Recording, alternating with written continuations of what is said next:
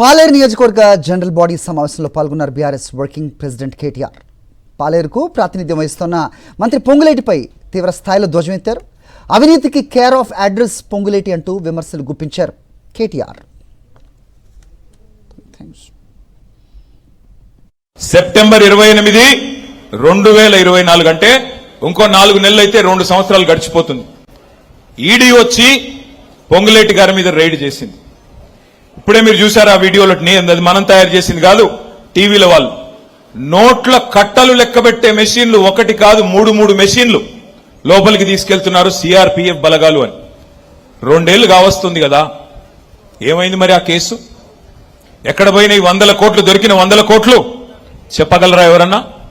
ఏ కారణం చేత 2 ఏళ్లైనా ఎందుకు మరి ఆ రైడ్ మీద ఒక్కటంటే ఒక్క స్టేట్మెంట్ కూడా బయటికి రాలేదు? ఎందుకు మంత్రి గారి మీద కేసు పెట్టలేదు?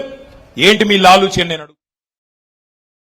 మరిన్ని అప్డేట్స్ కోసం ఛానల్ ను సబ్స్క్రైబ్ చేయండి. నోటిఫికేషన్స్ కోసం బెల్ ఐకాన్ పై క్లిక్ చేయండి.